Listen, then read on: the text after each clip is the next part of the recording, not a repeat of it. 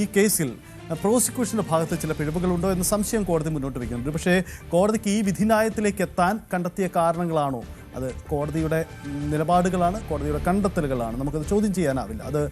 പക്ഷേ അതുമായി ബന്ധപ്പെട്ട് നിൽക്കുന്ന അതിജീവിതയാവട്ടെ, അവരെ ബന്ധപ്പെട്ട് നിൽക്കുന്നവർക്കെല്ലാം ഈ കോടതി വിധിയിൽ സംശയമുണ്ട്, അവർ തൃപ്തരല്ല എന്നതാണ് സാഹചര്യം. എന്തായാലും കോടതി വിധി അതിൻ്റെ സാഹചര്യങ്ങളുമായി മുന്നോട്ട് പോകുന്നുണ്ട്. ഇനി 1700 പേജുകളിലധികമുള്ള ഈ കോടതി വിധിന്യായത്തിൽ കടന്നു പോകുമ്പോൾ മറ്റ് ചില പ്രധാനപ്പെട്ട കണ്ടെത്തലുകളും നമുക്ക് കാണാൻ കഴിയുന്നുണ്ട്. ഗൂഢാലോചനയുടെ ഭാഗമായി പ്രോസിക്യൂഷൻ ഉന്നയിച്ച 7 പ്രധാനപ്പെട്ട വാദങ്ങൾ ഈ കോടതി തള്ളിക്കളയാണ്. ദിലീപിനെയും പൾസർ സുനിയെയും ബന്ധിപ്പിക്കുന്ന 7 ഗൂഢാലോചന വാദങ്ങളാണ് വിചാരണ കോടതി തെളിവില്ലെന്ന് പറഞ്ഞ് ഒറ്റയടിക്ക് തള്ളിക്കളഞ്ഞത്. ദിലീപും പൾസറും തമ്മിൽ കണ്ടതായി പ്രോസിക്യൂഷൻ സാക്ഷികൾ മൊഴി നൽകാത്തതും ദിലീപിനെ കുറ്റവിമുക്തനാക്കുന്നതിന് കാരണമായി കോടതി ചൂണ്ടിക്കാട്ടുന്നുണ്ട്. ദിലീപും പൾസറും ഒരേ സ്ഥലത്തുണ്ടായിരുന്നുവെങ്കിലും ഗൂഢാലോചന തള്ളി നടത്തിയെന്ന് പ്രോസിക്യൂഷന് തെളിയിക്കാനായില്ലെന്നും ഈ വിധിയിൽ പരാമർശിച്ചു പോകുന്നുണ്ട്. എന്തൊക്കെയാണ് പ്രോസിക്യൂഷൻ്റെ കണ്ടെത്തൽ, എന്തൊക്കെയായിരുന്നു, കോടതി തള്ളിക്കളഞ്ഞത് എന്തായിരുന്നു എന്ന കാര്യം കൂടി നമുക്ക് വിശദമായി തന്നെ നോക്കാം. ഈ വിധി ന്യായങ്ങൾ 1700 പേജുള്ള ഈ വിധിന്യായം വിശദമായി പരിശോധിച്ചു. അതിൽ കടന്നു വരുമ്പോഴാണ് നമുക്കിതിൻ്റെ സാഹചര്യങ്ങൾ ബോധ്യപ്പെടുന്നത്. മഞ്ജുഷ് ഗോപാൽ ഉണ്ട്. മഞ്ജുഷ്, 1700 പേരുടെ വിധിയാണ്. നമുക്കിതുവരെയും ആ വിധിന്യായത്തിൻ്റെ പൂർണ്ണമായ ഉള്ളടക്കത്തിലേക്ക് പോകാനാവില്ല, കാരണം ഇത് വായിച്ചു തീരേണ്ടതുണ്ട്. പലപ്പോഴും അഭിഭാഷകരടക്കം പഠിച്ചുകൊണ്ടിരിക്കുകയാണ്. എന്തായാലും ഒരു കാര്യം വ്യക്തമാണ്, ഗൂഢാലോചന ആരോപണം അതിജീവിത, അവരോടൊപ്പം നിൽക്കുന്ന മഞ്ജുവാര്യർ അടക്കമുള്ളവർ ഗൂഢാലോചന ആരോപണം വീണ്ടും ഉന്നയിക്കുകയാണ്. കോടതി വിധികൾ തൃപ്തരല്ലെന്ന് പറയുന്നു. പക്ഷേ വിധിന്യായത്തിൽ അക്കമിട്ട് നിരത്തി പൂർണ്ണമായും നിരാകരിക്കുകയാണോ ഈ ഗൂഢാലോചന വാദം? അതിന് കോടതി കണ്ടെത്തുന്ന ന്യായങ്ങൾ എങ്ങനെയാണ്? സൈദ് നേരത്തെ ശ്രീലക്ഷ്മിയുടെ കാര്യം പറഞ്ഞപ്പോൾ അത് അന്വേഷിക്കാത്ത കാരണങ്ങളുടെ പട്ടികയിലാണ് കോടതി ഉൾപ്പെടുത്തിയിരിക്കുന്നത്. എന്തുകൊണ്ടാണ് ഇങ്ങനെ ഒരു ആളെ പറ്റി പ്രോസിക്യൂഷനും പോലീസും ഒന്നും അന്വേഷിക്കാത്തത്? പോലീസ് അന്വേഷിക്കാത്തത് എന്നാണെങ്കിൽ പോലീസും പ്രോസിക്യൂഷനും കണ്ടെത്തിയ തെളിവുകൾ, പോലീസ് കണ്ടെത്തി പ്രോസിക്യൂഷൻ കോടതിയിൽ ഉന്നയിച്ച തെളിവുകൾ എന്തുകൊണ്ടാണ് കോടതി നിരാകരിച്ചത്? ഇതാണല്ലോ ഏറ്റവും പ്രധാനപ്പെട്ട കാര്യം. അതിൽ തന്നെ ദിലീപും പൾസർ സുനിയുമായി നേരിട്ട് ഗൂഢാലോചന നടത്തി, നടിയെ ആക്രമിക്കുന്നതിന് വേണ്ടി, ദൃശ്യങ്ങൾ പകർത്തുന്നതിന് വേണ്ടി, കൂട്ടബലാത്സംഗത്തിനായി. ഇത് ആണല്ലോ തെളിയിക്കേണ്ടത്. ആ ഗൂഢാലോചന 7 വാദങ്ങളായിട്ടാണ് കോടതി ഉന്നയിച്ചത്. അതായത് 7 സ്ഥലങ്ങളിൽ ഈ ഗൂഢാലോചനയ്ക്കൊപ്പം തന്നെ പണം കൈമാറലുമുണ്ട് കേട്ടോ. അതിനകത്ത് 2 പണം കൈമാറലാണ്, ബാക്കി 5 ഗൂഢാലോചന നടത്തി എന്നുള്ളതാണ്. 5 തവണ നേരിട്ട് ഈ കൃത്യം നിർവഹിക്കുന്നതിന് വേണ്ടി ദിലീപും പൾസർ സുനിയുമായി ഗൂഢാലോചന നടത്തി. 2 അത് ഒരിടത്ത് ദിലീപ് പൾസർ സുനിക്ക് പണം നൽകി, മറ്റൊരിടത്ത് നാദിർ ഷാ പൾസർ സുനിക്ക് പണം നൽകി. ഇങ്ങനെ 7 സ്ഥലങ്ങളാണ് കൃത്യമായിട്ട് കണ്ടെത്തി അവിടെ സാക്ഷികളെ നിരത്തി പ്രോസിക്യൂഷൻ വാദിച്ചത്. പോലീസിന്റെ കണ്ടെത്തലുകളും അങ്ങനെയായിരുന്നു. അതിൽ ഏറ്റവും പ്രധാനപ്പെട്ടത് പൾസർ സുനിയുമായിട്ട് ദിലീപിന് ബന്ധമുണ്ട്, അതായത് ഇവർ തമ്മിൽ പരിചയമുണ്ട് എന്ന് കാണിക്കുന്നതിന് വേണ്ടി പോലീസ് കണ്ടെത്തി പ്രോസിക്യൂഷൻ കോടതിയിൽ ഉന്നയിച്ചത് 2013 വർഷത്തിൽ തുടക്കത്തിൽ ജനുവരി അവസാനവും ഫെബ്രുവരി ആദ്യവും ആലപ്പുഴയിൽ നടന്ന സൗണ്ട് തോമ എന്ന സിനിമയുടെ ഷൂട്ടിംഗ് ലൊക്കേഷനാണ്. ഇവിടെ വെച്ചാണ് പൾസർ സുനിയും ദിലീപുമായിട്ടുള്ള ആ ബന്ധം വരുന്നത്. അതെങ്ങനെ ഇവർ തമ്മിൽ ഇത്ര അടുത്ത ബന്ധമുണ്ടായി എന്ന് തെളിയിക്കുന്നതിന് വേണ്ടി പോലീസ് കണ്ടെത്തി പ്രോസിക്യൂഷൻ കോടതിയിൽ ഉന്നയിച്ചത് ആ സിനിമയുടെ സെറ്റിൽ വെച്ച് പൾസർ സുനി ചില തർക്കങ്ങൾ പരിഹരിച്ചു. അവിടെ ഷൂട്ടിംഗ് നടക്കുന്ന സമയത്ത് ചില ആളുകൾ വന്ന് പ്രശ്നമുണ്ടാക്കി. ഈ സൗണ്ട് തോമയുടെ കുട്ടനാട്ടിലെ സെറ്റിൽ ചില ആളുകൾ വന്ന്, ലോക്കൽസായ കുറേ ആളുകൾ വന്ന് പ്രശ്നമുണ്ടാക്കി. പക്ഷേ അവിടെ പൾസർ സുനി അവരെ നേരിട്ടു. അങ്ങനെ ആ പ്രശ്നം ഒതുക്കി. അങ്ങനെ ഈ പൾസർ സുനിയെ ദിലീപിന് ഇഷ്ടപ്പെട്ടു. പിന്നീട് ഇവർ തമ്മിലുള്ള ആ ബന്ധം തുടർന്നു. കൊള്ളാമല്ലോ ഈ പൾസർ സുനി, ഇയാളെ കൂടെ നിർത്തുന്നത് നന്നായിരിക്കും എന്നുള്ള ഒരു ബോധ്യം ദിലീപിനുണ്ടായി. അങ്ങനെ പൾസർ സുനിയുമായിട്ട് സംസാരിച്ചു. പിന്നെ കൂടെ ഇവർ തമ്മിൽ സംസാരിക്കുന്നു, അവർ തമ്മിൽ അടുത്ത ബന്ധം ഉണ്ടാകുന്നു. ഇതായിരുന്നു പൾസർ സുനിയും ദിലീപുമായുള്ള ബന്ധം തുടങ്ങിയത് എങ്ങനെയെന്ന് സ്ഥാപിക്കുന്നതിന് വേണ്ടി പോലീസ് കണ്ടെത്തി പ്രോസിക്യൂഷൻ കോടതിയിൽ വാദിച്ചത്. ശരിയായിരുന്നു. സൗണ്ട് തോമയുടെ സെറ്റിൽ, സൗണ്ട് തോമ സിനിമയുടെ സെറ്റിൽ മുകേഷിന്റെ ഡ്രൈവറായിട്ട് പൾസർ സുനി ഉണ്ടായിരുന്നു എന്നുള്ള കാര്യം പോലീസ് വാദിച്ചു. പക്ഷേ അവിടെ മുകേഷ് നൽകിയ മൊഴി എന്ന് പറയുന്നത് ഇങ്ങനെയൊരാൾ, പൾസർ സുനി എന്നുള്ള ഒരാൾ എൻ്റെ ഡ്രൈവറായിട്ടുണ്ടായിരുന്നു, പക്ഷേ ഈ സിനിമയുടെ സെറ്റിൽ എന്നെ കൊണ്ടുവന്നത് മറ്റൊരാളാണെന്നാണ് എൻ്റെ ഓർമ്മ. കാരണം അത് ഷൂട്ടിംഗ് ലൊക്കേഷനിലെ വണ്ടിയായിരുന്നു, എൻ്റെ കാർ അല്ല ഞാൻ ഉപയോഗിച്ചത് എന്നാണ് മുകേഷ് പറഞ്ഞത്. പിന്നെ ഈ സുനിയെ എനിക്ക് ഓർമ്മയില്ല എന്നും മൊഴി നൽകി. അതോടുകൂടി തന്നെ പോലീസിൻ്റെ ഒരു വാദം പൊളിയുകയായിരുന്നു, പ്രോസിക്യൂഷൻ്റെ വാദം പൊളിയുകയായിരുന്നു എന്ന് കോടതി പറയുന്നു. അതേസമയത്ത് തന്നെ കോടതി പറഞ്ഞ കാര്യം, ഈ പറയുന്ന അവിടെ ഒരു തർക്കം നടന്നു എന്നുള്ള കാര്യം. ആ തർക്കം നടന്നു എന്നുള്ള കാര്യവും അതിൽ പൾസർ സുനി ഇടപെട്ട് പരിഹരിച്ചു. അങ്ങനെ ദിലീപിന് അത് ഇഷ്ടമായി എന്നുള്ള കാര്യം സ്ഥാപിക്കുന്നതിന് വേണ്ടി ചില വൗച്ചറുകൾ ആ ഷൂട്ടിംഗ് ലൊക്കേഷനിൽ ഓരോ ആൾക്കും നൽകിയ വൗച്ചറുകൾ ഉണ്ടല്ലോ, ഈ എന്തെങ്കിലും ഇപ്പോൾ ജൂനിയർ ആർട്ടിസ്റ്റുകൾക്ക് നൽകുന്ന വൗച്ചർ, അതെല്ലാം പണം നൽകിയതിൻ്റെ വൗച്ചർ, അതിൽ ഒന്ന് ഹാജരാക്കുകയായിരുന്നു പ്രോസിക്യൂഷൻ ചെയ്തത്. അതിൽ എടുത്തു പറഞ്ഞിരിക്കുന്ന ഒരു കാര്യം, സുനി ഗുണ്ട RS 650 എന്ന് എഴുതിയിട്ടുണ്ട്. അതായത് 650 രൂപ പൾസർ സുനിക്ക് നൽകി. അത് എന്തിനു വേണ്ടി നൽകി? അങ്ങനെ അവിടെ ഒരു സഹായം ചെയ്തു കൊടുത്തു. ആ സെറ്റിൽ, സൗണ്ട് തോമയുടെ സെറ്റിൽ വന്ന് പ്രശ്നമുണ്ടാക്കിയവരെ തല്ലി ഒതുക്കുന്നതിന് വേണ്ടി ഒരു സഹായം ചെയ്തു കൊടുത്ത പൾസർ സുനിക്ക് ആ ഗുണ്ടാപ്പണി ചെയ്തതിന് 650 രൂപ കൊടുത്തതിൻ്റെ വൗച്ചർ കോടതിയിൽ ഹാജരാക്കുകയായിരുന്നു. പക്ഷേ അത് ദിലീപിൻ്റെ വക്കീൽ അതിനെ ഖണ്ഡിച്ചത് ഗ്രാൻഡ് പ്രൊഡക്ഷൻസ് വൗച്ചറുകൾ നൽകിയിരുന്നു, പണം നൽകിയതിൻ്റെ വൗച്ചറുകൾ ഉണ്ട് ഗ്രാൻഡ് പ്രൊഡക്ഷൻസിൻ്റെ കയ്യിൽ. അത് റെയ്ഡ് ചെയ്ത് പിടിച്ചെടുത്തപ്പോൾ ഇങ്ങനെയൊരു വൗച്ചർ കണ്ടെത്തിയിരുന്നു. 650 രൂപ സുനിൽ കുമാർ ഗുണ്ട എന്ന് പറഞ്ഞ് കൊടുത്തിരുന്നു. പക്ഷേ അങ്ങനെ കൊടുത്തത് അത് ഗുണ്ടാപ്പണി ചെയ്ത ഒരാൾക്ക് കൊടുത്തതല്ല, മറിച്ച് അത് കൊടുത്തത് അവിടെ ഗുണ്ടയായിട്ട് ആ സിനിമയിൽ അഭിനയിച്ച് സുനിൽകുമാർ എന്ന ഒരാൾക്ക് കൊടുത്ത 650 രൂപയുടെ വൗച്ചറാണെന്നാണ്. അത് തെറ്റിദ്ധരിച്ച് അല്ലെങ്കിൽ കൃത്രിമ തെളിവായിട്ട് പ്രോസിക്യൂഷൻ കോടതിയിൽ ഹാജരാക്കി എന്നാണ്. ഇതിന് ബൈജു പൗലോസിനോട്, ആ അന്വേഷണ ഉദ്യോഗസ്ഥനോട് കോടതി ഇക്കാര്യം ചോദിച്ചപ്പോൾ ബൈജു പൗലോസിനും ഇതിന് കൃത്യമായിട്ടുള്ള മറുപടി നൽകാൻ കഴിഞ്ഞില്ല എന്നതാണ് ഈ തെളിവ് തള്ളിക്കളയുവാൻ കോടതിയെ പ്രേരിപ്പിച്ചത്. അങ്ങനെ ഒരു അന്വേഷണം നടന്നില്ല അതിനെ പിന്നെ. കാരണം അതേ വൗച്ചർ, ആ വൗച്ചറിൻ്റെ ആ ബണ്ടിലിൽ തന്നെ, റെയ്ഡ് ചെയ്ത് പിടിച്ചെടുത്തതിൽ തന്നെ മറ്റ് ചില പേരുകളും ഉണ്ടായിരുന്നു. ഇപ്പോൾ ഒരു ബിനീഷ് എന്നുള്ള ഒരാൾക്ക്, ബിനീഷ് ഗുണ്ട 650 രൂപ അങ്ങനെ കൊടുത്തിട്ടുണ്ട്. അപ്പോൾ അത് അന്വേഷിച്ചപ്പോൾ ആ ഒരു ഗുണ്ടയായിട്ട് അഭിനയിച്ച ബിനീഷ് എന്നയാൾക്ക് കൊടുത്തതാണ്. അതുപോലെ സുനിൽകുമാർ എന്നയാൾക്ക് കൊടുത്തതാണ് 650 രൂപ. അതല്ലാതെ പൾസർ സുനിക്ക്, പൾസർ സുനി അവിടെ ഗുണ്ടാപ്പണി ചെയ്തതിന് കൊടുത്തതല്ല എന്ന് പറഞ്ഞതോടുകൂടി അപ്പോൾ കോടതി പരിഹസിക്കുകയായിരുന്നു ഇക്കാര്യത്തിൽ. അങ്ങനെ കോടതി ആ ഒരു വാദം അംഗീകരിച്ചില്ല. അത് മാത്രമല്ല, ഇനി പൾസർ സുനി സൗണ്ട് തോമയുടെ സെറ്റിൽ വന്നിരുന്നു എന്ന് കരുതുക, എങ്കിൽ പോലും ദിലീപുമായിട്ട് നേരിട്ട് സംസാരിച്ചതിനോ ദിലീപിനായി ബുക്ക് ചെയ്ത ഹോട്ടൽ മുറിയിൽ പൾസർ സുനി വന്നതിനോ ഒരു തെളിവും ഹാജരാക്കാൻ കഴിഞ്ഞില്ല എന്ന് പറഞ്ഞുകൊണ്ടാണ് കോടതി ഇക്കാര്യം പൂർണ്ണമായിട്ടും നിരാകരിച്ചിരിക്കുന്നത്. അതായത് പ്രോസിക്യൂഷന്റെ ആദ്യ വാദം എന്ന് പറയുന്നത് പൾസർ സുനിയും ദിലീപുമായിട്ട് ബന്ധമുണ്ടായത് ഈ പറയുന്ന സിനിമയുടെ, സൗണ്ട് തോമയുടെ സെറ്റിലാണ് എന്നുള്ള വാദം കോടതി ഒറ്റയടിക്ക് നിരാകരിക്കുകയാണ് ചെയ്തത്. അതിനുശേഷമാണ് ഇപ്പോൾ സഹിത്ത് നമുക്കറിയാം അബാദ് പ്ലാസയിൽ നടന്ന ഗൂഢാലോചന. അതാണല്ലോ ഏറ്റവും പ്രധാനപ്പെട്ടത്, 410 നമ്പർ മുറി എന്നുള്ളത്. അതായത് ഈ സൗണ്ട് തോമയുടെ ഷൂട്ടിംഗ് കഴിഞ്ഞ് 2 മാസം കഴിഞ്ഞാണ് മഴവിൽ അഴക് അമ്മ എന്നുള്ള ഷോയുടെ റിഹേഴ്സൽ അബാദ് പ്ലാസയിൽ നടന്നത്. ആ സമയത്താണ് നിർണായകമായ കൂടിക്കാഴ്ച നടന്നത് എന്നാണ് പ്രോസിക്യൂഷന്റെ വാദം. 410 നമ്പർ മുറിയിൽ വെച്ച് ഗൂഢാലോചന നടത്തുകയും 1.5 കോടി രൂപ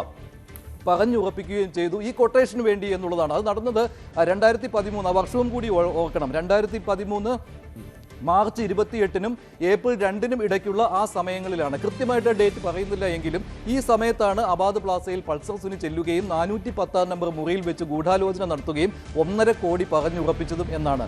പക്ഷേ അവിടെ സാക്ഷിമൊഴികൾ ഇല്ലാത്തത് പ്രോസിക്യൂഷന് തിരിച്ചടിയായി. എന്തുകൊണ്ട് സാക്ഷിമൊഴികൾ ഇല്ലായിരുന്നു എന്ന് പറഞ്ഞാൽ, സിദ്ദിഖ് ഉണ്ടായിരുന്നു അവിടെ സാക്ഷിയായിട്ട്, ഇടവേള ബാബു, അങ്ങനെയുള്ളവരൊക്കെ മൊഴി നൽകിയത് പ്രോസിക്യൂഷന് എതിരായിട്ടായിരുന്നു. കാരണം പുറത്തുനിന്ന് വരുന്ന ഒരാൾക്ക് അബാദ് പ്ലാസയിൽ നടക്കുന്ന റിഹേഴ്സലിനിടയിലേക്ക് കയറി വരാൻ ഞങ്ങൾ അനുവാദം കൊടുത്തിരുന്നില്ല, അതായത് അമ്മ അനുവാദം കൊടുത്തിരുന്നില്ല എന്നുള്ള കാര്യം ഇവർ കോടതിയിൽ പറയുകയായിരുന്നു. അത് പിന്നെ ഇനിയിപ്പോൾ അവിടെ പങ്കെടുക്കുന്ന താരങ്ങൾ പറഞ്ഞിട്ട് ആർക്കെങ്കിലും സ്പെഷ്യൽ പെർമിഷൻ കൊടുത്തിട്ടുണ്ടോ എന്ന് ചോദിച്ചപ്പോഴും അറിയില്ല എന്ന മറുപടിയാണ് വന്നത്. പിന്നെ ഒറ്റ കാര്യമുണ്ടായിരുന്നു, ഒരു സുഹൃത്ത് പൾസർ സുനിക്കൊപ്പം അവിടെ വരികയും ആ സുഹൃത്ത് മൊഴി നൽകി പൾസർ സുനി അബാദ് പ്ലാസയിലേക്ക്, എറണാകുളത്തെ അബാദ് പ്ലാസയിലേക്ക് കയറിപ്പോകുന്നത് ഞാൻ കണ്ടിരുന്നു. അത് ഈ ഷോയുടെ ടിക്കറ്റിന് വേണ്ടിയായിരുന്നു. അവിടെ ഒരാൾ ടിക്കറ്റ് എനിക്ക് നൽകും, ആ ടിക്കറ്റുമായിട്ട് ഞാൻ മടങ്ങി വരാം, ഷോയുടെ ടിക്കറ്റുമായിട്ട് മടങ്ങി വരാം എന്ന് പറഞ്ഞ് പൾസർ സുനി കയറിപ്പോകുന്നത് കണ്ടു എന്നുള്ളതാണ്. പക്ഷേ ഇതിൽ പൾസർ സുനി ആ പോയത് ദിലീപിനെ കാണാനാണെന്നോ ദിലീപിൽ നിന്ന് ടിക്കറ്റ് വാങ്ങി വരാനായിരുന്നതാണെന്നോ ദിലീപും പൾസർ സുനിയുമായിട്ട് ബന്ധമുണ്ടായിരുന്നതാണെന്നോ തെളിയിക്കുവാൻ കഴിഞ്ഞില്ല എന്നുള്ള കാര്യം കോടതി പറയുകയാണ്. അവിടെ പ്രോസിക്യൂഷൻ വാദിച്ച കാര്യം 410 നമ്പർ മുറിയിൽ ഉണ്ടായിരുന്നു ദിലീപും പൾസർ സുനിയും, അവിടെ ഗൂഢാലോചന നടക്കുകയും ചെയ്തു എന്ന് പറഞ്ഞാൽ പോരാ.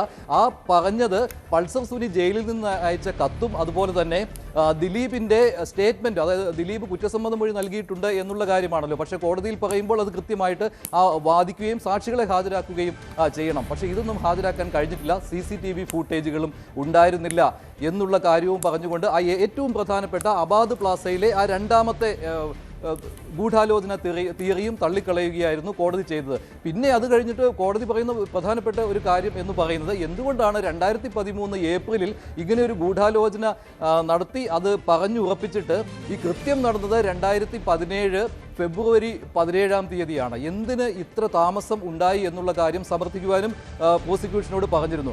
അതായത് 2013 ഏപ്രിലിൽ ഈ ഗൂഢാലോചന നടന്നതിന് ശേഷം പിന്നീട് പൾസർ സുനിയും ദിലീപും തമ്മിൽ അടുത്ത ഗൂഢാലോചന നടത്തുന്നത് 2015 വർഷം നവംബർ 1 തീയതിയാണ് എന്ന് പോലീസ് കണ്ടെത്തുകയും പ്രോസിക്യൂഷൻ ഇത് കോടതിയെ അറിയിക്കുകയും ചെയ്തു. ആ ദിവസമാണ് പണം ആദ്യമായിട്ട് പൾസർ സുനിക്ക് കൈമാറുന്നത്. 10,000 രൂപ നൽകി എന്നുള്ളതാണ്. ജോയ്സ് പാലസ് തൃശൂർ അവിടുത്തെ പാർക്കിംഗ് ഗ്രൗണ്ടിൽ വെച്ച് 10,000 രൂപ നവംബർ 1, 2015 പൾസർ സുനിക്ക് നേരിട്ട് ദിലീപ് കൈമാറി എന്നുള്ളതാണ്. ആദ്യ പണം കൈമാറലിന്റെ തെളിവായിട്ട് അതാണ് കൊണ്ടുവന്നത്. തൊട്ട് പിറ്റേ ദിവസം 2015 നവംബർ 2 തീയതി 1 ലക്ഷം രൂപ ദിലീപിന്റെ BMW കാറിൽ ഇരുന്നു കൊണ്ട് ദിലീപ് നേരിട്ട് പൾസർ സുനിക്ക് നൽകി എന്നുള്ളതാണ്. അതും ഈ പാർക്കിംഗ് ഗ്രൗണ്ടിൽ വെച്ചായിരുന്നു, ജോയ്സ് പാലസ് തൃശ്ശൂരിന്റെ പാർക്കിംഗ് ഗ്രൗണ്ടിൽ വെച്ച്.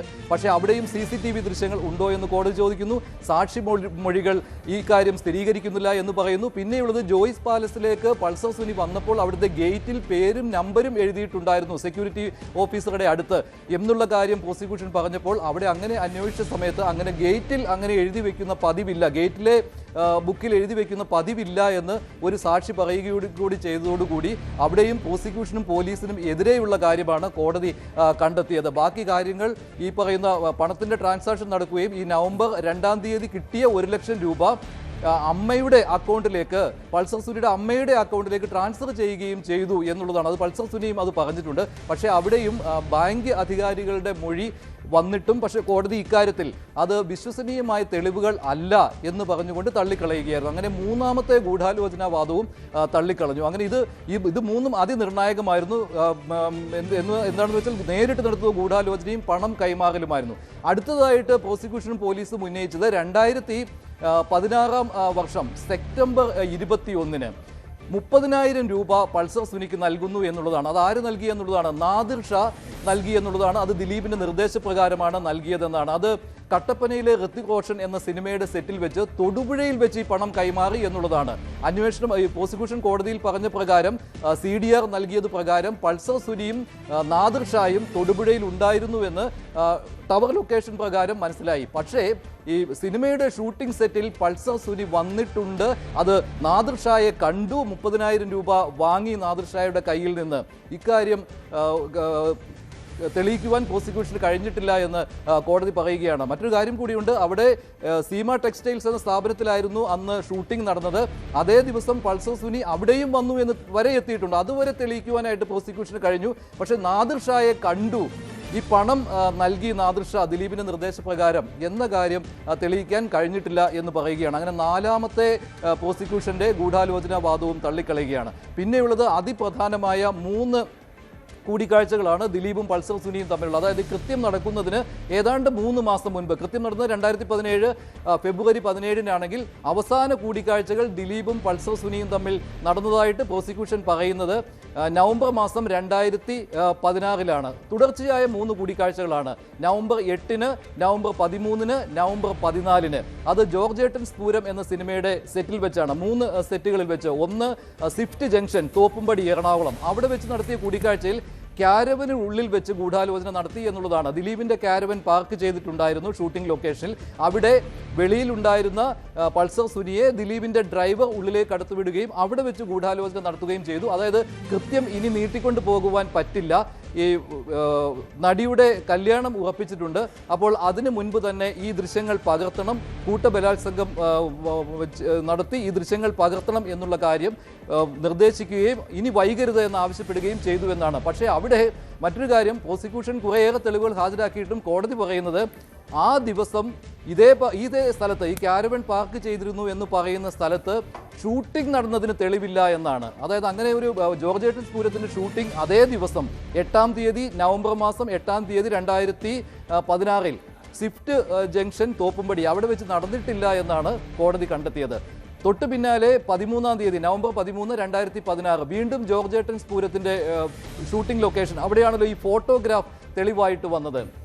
ടെന്നീസ് അക്കാദമി പുഴയ്ക്കൽ തൃശ്ശൂർ അവിടെയാണ് ഈ ഫോട്ടോഗ്രാഫ് തെളിവായിട്ട് ഹാജരാക്കിയത്. പക്ഷേ ആ സെൽഫി ഫോട്ടോഗ്രാഫ്സിൽ പൾസർ സുനിയെ കാണുന്നുണ്ട് എങ്കിൽ പോലും പൾസർ സുനിയും ദിലീപും തൊട്ടടുത്ത് നിൽക്കുന്ന ദൃശ്യമില്ല എന്നാണ് കോടതി കണ്ടെത്തിയത്. പല ആംഗിളിൽ നിന്നുള്ള ഫോട്ടോകൾ ഉണ്ടായിരുന്നു, പക്ഷേ സുനി അകലെ നിൽക്കുന്നതായിരുന്നു. അന്ന് ആ ഫോട്ടോ വൈറലായിരുന്നു, ഒരുപാട് ചർച്ച നടത്തിയതാണ്. പക്ഷേ ആ ഫോട്ടോയുടെ ആധികാരികത വിശ്വസിക്കുവാൻ കോടതി തയ്യാറായില്ല. ഇതോടുകൂടി പ്രോസിക്യൂഷന് വീണ്ടും ഇക്കാര്യത്തിൽ തിരിച്ചടിയാവുകയായിരുന്നു. തൊട്ടടുത്ത ദിവസം ശാന്തിഗിരി കോളേജ് തൊടുപുഴയിൽ വീണ്ടും പൾസർ സുനി വരികയും അവിടെ വെച്ച് ജോർജ് ഏട്ടൻസ് പൂരത്തിന്റെ സെറ്റിൽ വെച്ച് വീണ്ടും ദിലീപുമായിട്ട് ഗൂഢാലോചന നടത്തി ഉടൻ തന്നെ കൃത്യം നിർവഹിച്ചേ പറ്റൂ എന്ന് ദിലീപ് നിർദ്ദേശം നൽകിയെന്നാണ്. അപ്പോൾ കോടതി ചോദിക്കുകയാണ്, ഒരാഴ്ചയ്ക്കുള്ളിൽ 3 തവണ ഈ രണ്ടുപേരും കൂടിക്കാഴ്ച നടത്തുന്നത് അതെങ്ങനെ വിശ്വസിക്കാൻ പറ്റും? കാരണം അതൊരു ഗൂഢാലോചനയാണ്.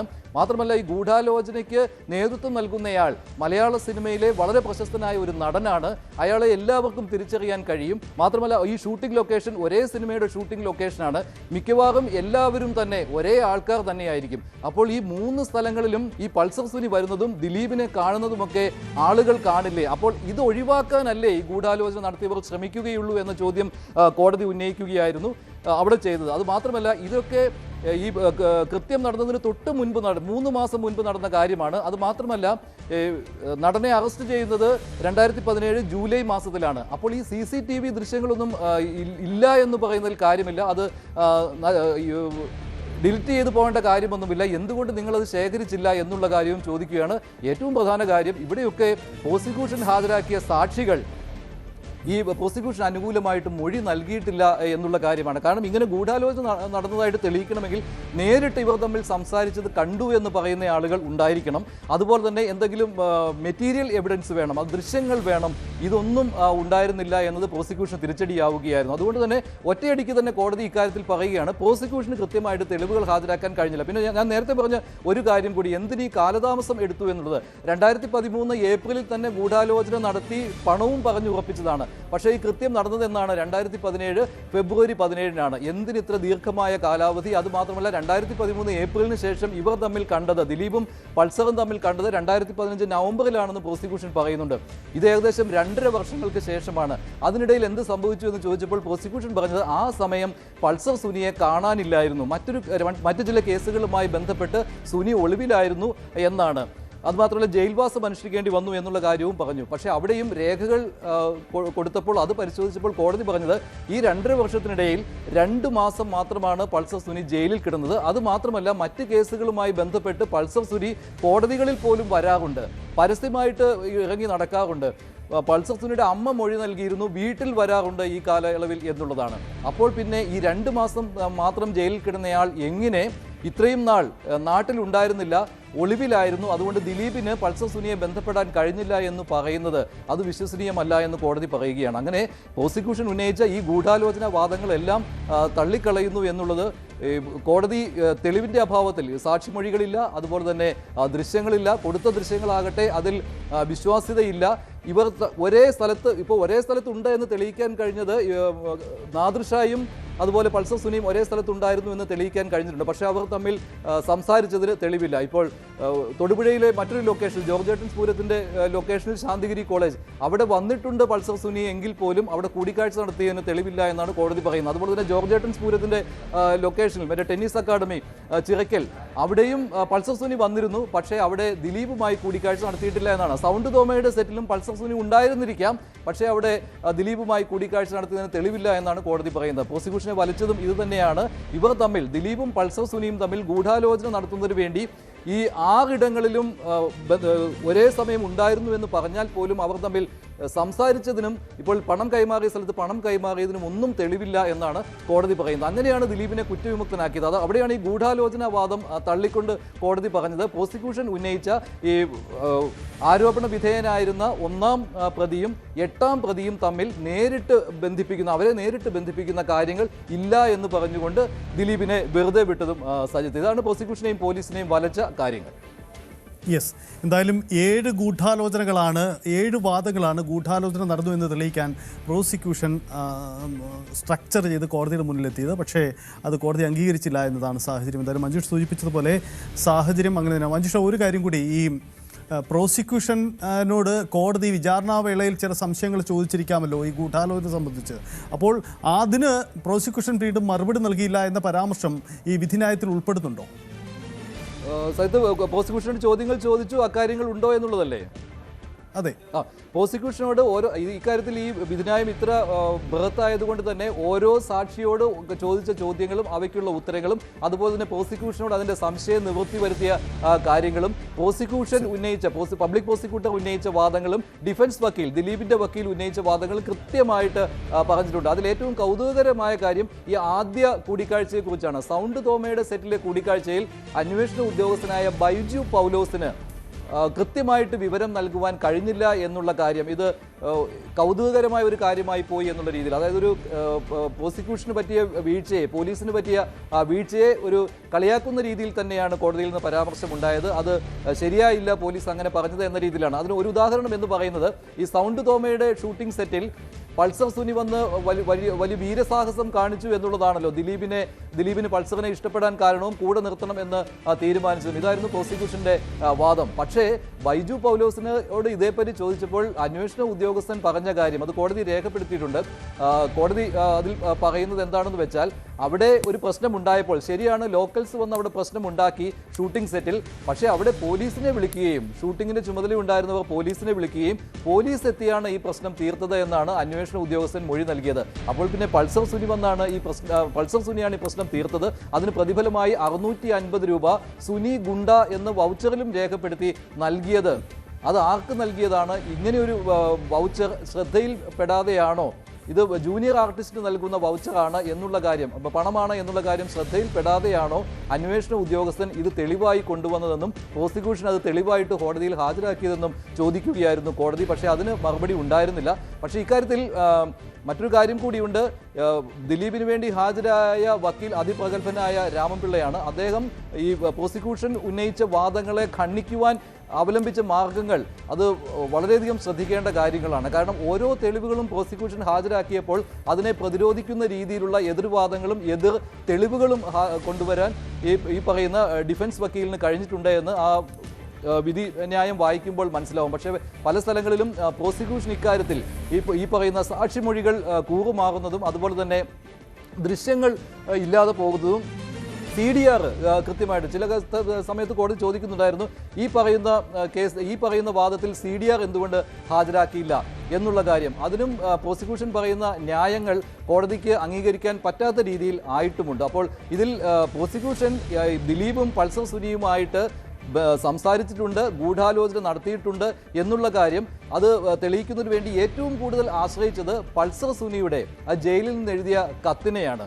പിന്നെ ദിലീപിന്റെ ഡിസ്ക്ലോഷർ സ്റ്റേറ്റ്മെന്റ് ഉണ്ടല്ലോ, അറസ്റ്റ് ചെയ്തതിനു ശേഷം പിന്നീട് ദിലീപിൽ നിന്നെടുത്ത മൊഴികളും അതുപോലെ തന്നെ ദിലീപിനെ തെളിവെടുപ്പിന് വേണ്ടി ഓരോ സ്ഥലങ്ങളിലും കൊണ്ടുപോയപ്പോൾ ഇപ്പോൾ ഉദാഹരണത്തിന് 410 നമ്പർ മുറി തുറന്നു കാണിച്ചു എന്നുള്ളതൊക്കെയാണ്. അതിലൊക്കെ കോടതി എതിർപ്പ് പറയുന്നുണ്ട്. അതൊന്നും ആ രീതിയിൽ തെളിവെടുപ്പ് നടത്തിയത് അത് വിശ്വസനീയമായ രീതിയിൽ അല്ല.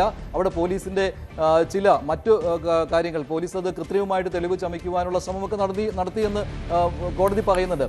ഈ രീതിയിൽ അതായത് ഈ ഡിസ്ക്ലോഷർ സ്റ്റേറ്റ്മെന്റിനെയും അതുപോലെ തന്നെ പൾസർ സുനി ജയിലിൽ നിന്ന് എഴുതിയ കത്തിനെയുമാണ് ആശ്രയിക്കുന്നത്. പക്ഷേ അതുകൊണ്ട് മാത്രം തെളിവ് നിയമം പരിശോധിച്ചാൽ അത് പോരാ എന്ന് കോടതി പറയുകയാണ്. ഒരാളെ ഗൂഢാലോചന നടത്തിയെന്ന് തെളിയിക്കണമെങ്കിൽ കൃത്യമായിട്ടും മെറ്റീരിയൽ എവിഡൻസ് വേണം. അങ്ങനെ മെറ്റീരിയൽ എവിഡൻസ് ഹാജരാക്കുവാൻ പ്രോസിക്യൂഷന് കഴിഞ്ഞിട്ടില്ല എന്നതാണ് ദിലീപിനിവിടെ ആശ്വാസമായി മാറിയത്. പക്ഷേ അവിടെയും പ്രോസിക്യൂഷൻ ഉറച്ചു പറയുന്നത് ഇതിൽ കൃത്യമായി ഇവർ തമ്മിൽ 6 തവണ വിവിധ സ്ഥലങ്ങളിൽ വെച്ച് സംസാരിച്ചിട്ടുണ്ട്, ഗൂഢാലോചന നടത്തിയിട്ടുണ്ട്, 2 ഇടങ്ങളിൽ വെച്ച് പണം കൈമാറിയിട്ടുണ്ട്. അതുമാത്രമല്ല കട്ടപ്പനയിലെ ഋത്തിക് റോഷന്റെ സെറ്റിൽ വെച്ച് 30,000 രൂപ കൊടുത്തിട്ടുണ്ട്. ആ സമയത്ത് പൾസറും നാദിർഷായും ഒരേ ടവർ ലൊക്കേഷനിൽ ഉണ്ടായിരുന്നു. പക്ഷേ ഈ പറയുന്ന പോലെ ഇത് പണം കൈമാറിയതിനും അതുപോലെ തന്നെ പൾസർ സുനിയുടെ അമ്മയ്ക്ക് 1 ലക്ഷം രൂപ ട്രാൻസ്ഫർ ചെയ്ത് കൊടുത്തു എന്ന് പറയുന്നുണ്ട് സുനി, ദിലീപിൽ നിന്ന് വാങ്ങിയ പണം. പക്ഷേ അതിനും ബാങ്ക് രേഖകൾ വിശ്വസനീയമല്ല എന്നാണ് കോടതി കണ്ടെത്തിയിരിക്കുന്നത്.